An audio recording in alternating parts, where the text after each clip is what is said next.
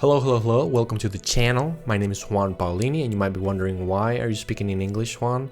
The reason for that is really simple. Actually, my language switch got stuck on English, couldn't switch it back to Spanish, and I really wanted to get this video, so here it is. I wanted to take this opportunity to speak about the whole Xbox has no games narrative that has been going on since the beginning of the Xbox One generation up until, well, most of its life cycle.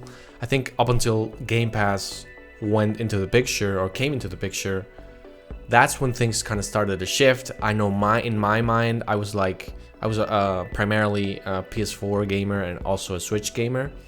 And when I saw this Game Pass thing where these Xbox exclusives, even though there weren't much of them and the ones that were there weren't really that compelling, at least at the time, I thought that this was a really cool idea. This was really interesting, and the fact that they got those games day one on there was pretty amazing to me. And I kind of thought, like, if these guys can step up their game as far as their exclusives go, and they have this offering and the service works and everything, it's gonna be pretty amazing. So I tried Game Pass a little bit on PC.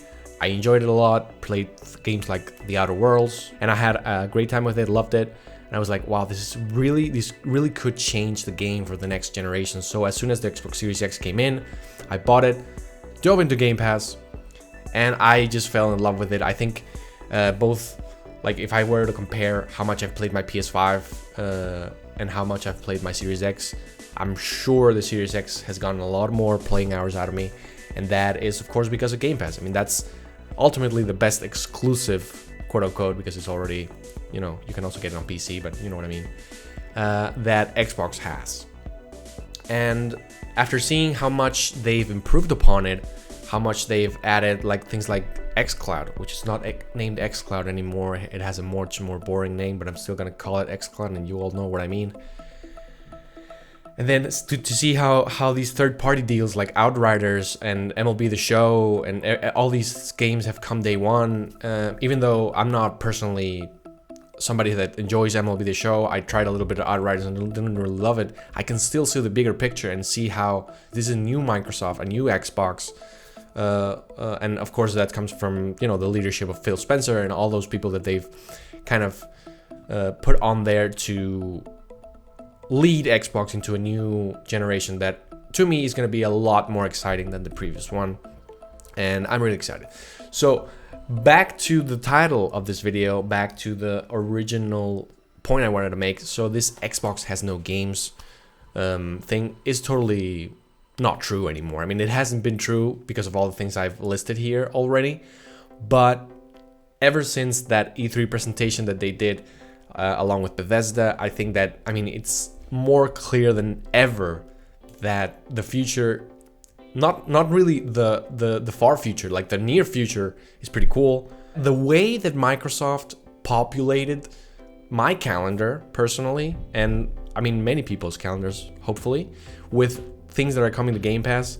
I mean, I'm gonna list not a couple. I'm gonna list a lot of games here that are coming either this year or next year to Game Pass. And I think it's pretty overwhelming in a good way. First, right, like after the conference ended, we knew we had a new batch of Bethesda games, including The Evil Within 2, Dishonored: Death of the Outsider, which I totally recommend. So they first did a batch a couple months ago where there were some glaring holes of games that weren't there. They've covered them basically all now. They also added Yakuza Like a Dragon, like I mentioned, and you could play all those games like from that same day that they ended the conference. Also, Among Us came there, which is not a game that particularly interests me, but I know that it's been like quite a phenomenon on Twitch and with everybody and celebrities even playing, whatever. So you can play that on PC, and we also got the announcement that's coming to Xbox. And when you have an Among Us on PC Game Pass, it's pretty damn likely that when it comes to Xbox, it's also going to be on Game Pass. Then after that, we knew that on June 22nd, which already went by, we had the Sea of Thieves: A Pirate's Life expansion. I'm not a Sea of Thieves player. It kind of interests me a little bit, but I'm not really into multiplayer games. But I think that this is something that is made for each other. Like Pirates of the Caribbean thing with the Sea of Thieves, amazing. So That in conjunction with also something that they're going to do on June 30th, the Grounded expansion. Also on July 7th, there's going to be another expansion to Fallout 76 called Steel Rain. So we kind of see that in the almost immediate and near future of the conference, we have all these updates to mostly multiplayer games. So that is like one aspect covered.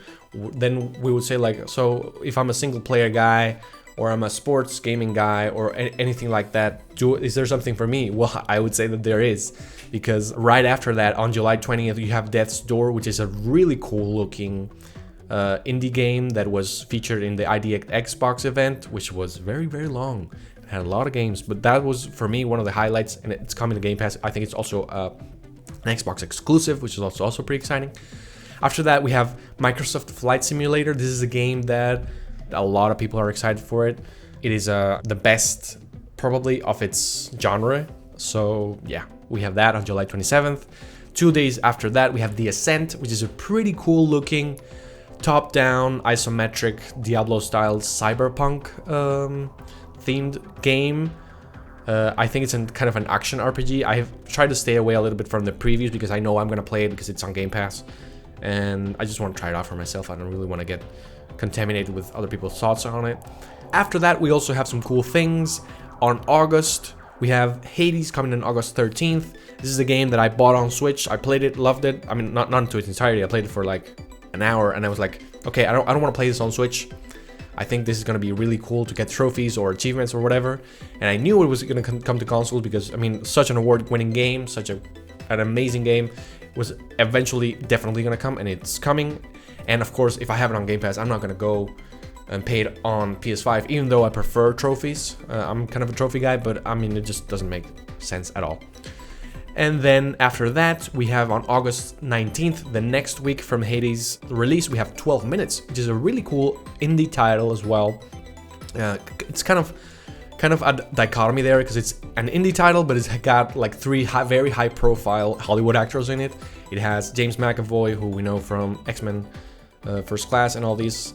Daisy Ridley, who we know from episodes 7 through 9 in Star Wars saga, and of course she's done other things. And then we have Willem Dafoe, who is an iconic character actor. Who doesn't remember Norman Osborn? Yes, Norman Osborn from Spider-Man in the Sam Raimi movies. And that seems to be pretty exciting. You're caught in this 12-minute loop, and you have to see what's going on. I'm really interested in that one. It's gonna come. I'm gonna definitely play it, and perhaps I'll share my thoughts here. Then, a week after that, we have Psychonauts 2, which is the newest game from Double Fine, the sequel from the, beloved Psychonauts. I never played that game. I wasn't an Xbox original OG Xbox player, but I kind of tried it a little bit because the first one came to Game Pass, and I thought it was really cool, that it was so original, it had so many cool ideas there, and I was really excited to try out like a more refreshed, newer, more modern version of it, which this seems to be. I mean, when you see the colors and the trailers and everything, it looks really, really exciting.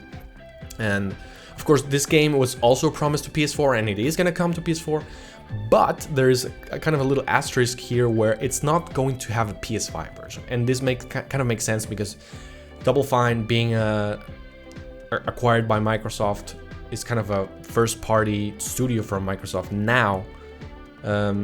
They honor the contract that they had made before they were acquired, but they don't have the obligation to necessarily do more than that, which makes sense. I mean, for them to make it more compelling on Xbox, both by being on Game Pass, and also I'm imagining that they're gonna optimize it for Series X and Series S in some way. I mean, that kind of makes a lot of sense.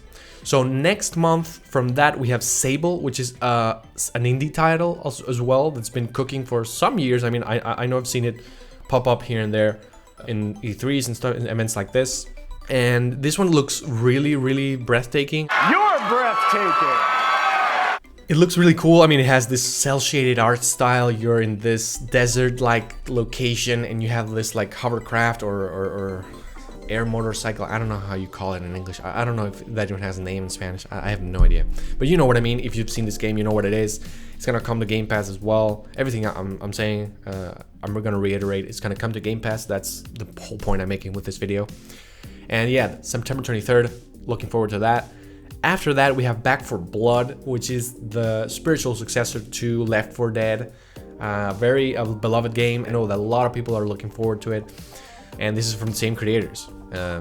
This time from Turtle Rock Studios instead of Valve. And after that, October 28th, we have Age of Empires 4. Age of Empires is in the RTS scene, one of the most iconic series that there is. I know that in my high school back in Caracas, everybody had played Age of Empires 2. It was so iconic. Everybody knew the sounds, the music, the levels, the everything. And I mean, even people who were not gamers knew about this game. So I know that culturally it was really, really impactful. And the fact that it's coming back with Age of Empires 4. Then after that, almost a week-ish later, we have Forza Horizon 5.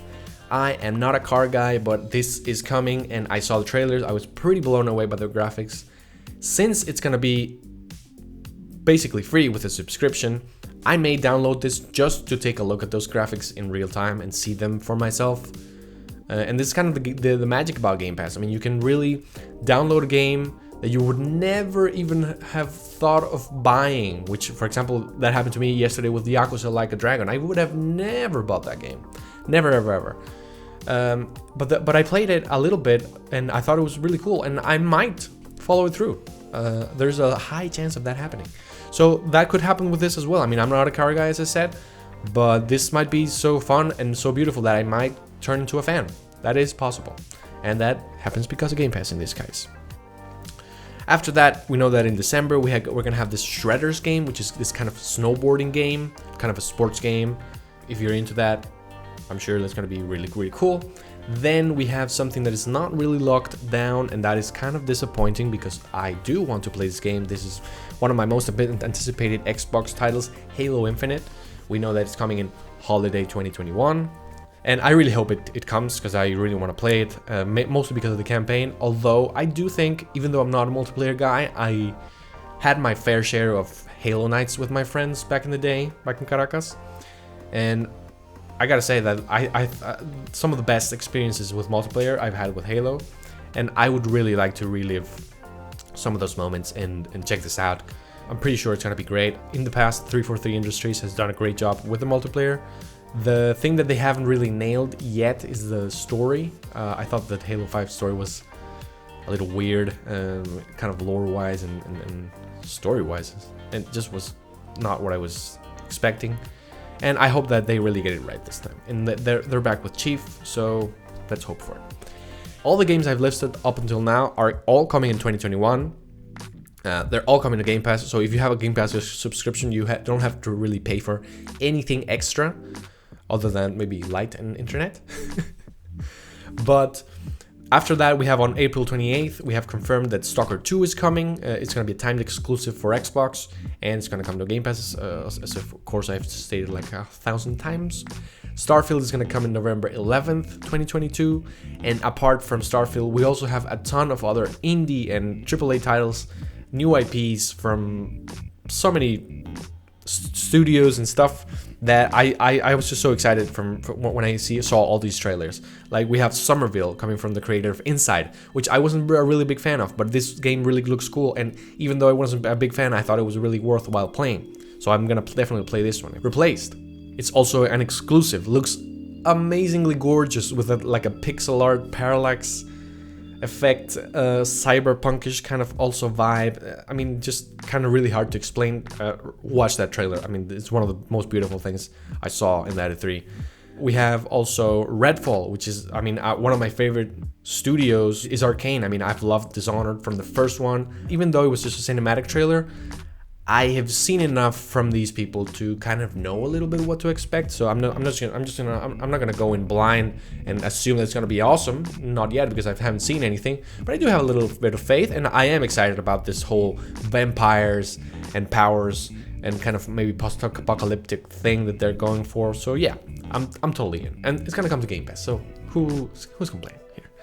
Then we have stuff for like all tastes, like Party Animals, A Plague Tale, Requiem, which I loved the first one. I played it on Game Pass PC, and this one's also going to come to Game Pass. It's going to come to PS5, but you're going to have to pay for it, which is fine if you want to do that, but I will play it on Game Pass.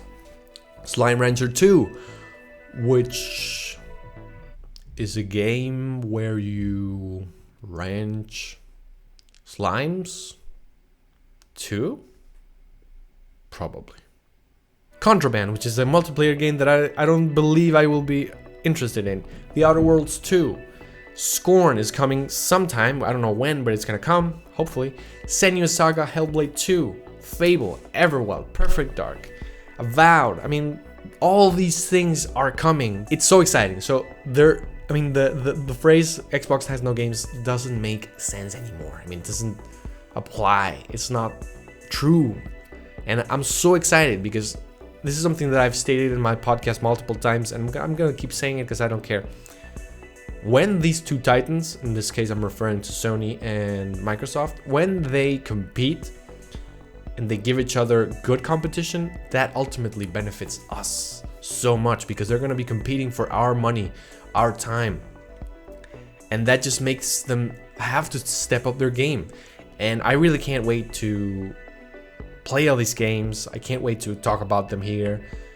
I can't wait to see what happens. I think this is going to be an amazing generation, a much more exciting one, because as I said, the competition is stepping up.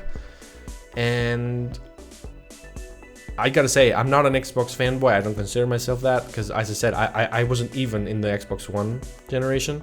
I'm mainly a PlayStation guy. I still prefer PlayStation, as I said, with the trophies thing, and also their exclusives are high quality and all that. But I love games, ultimately. I don't care if I play them here, I play them there, I play them everywhere. So, play games, people. Doesn't matter where. So if you like this video, please hit the like and subscribe.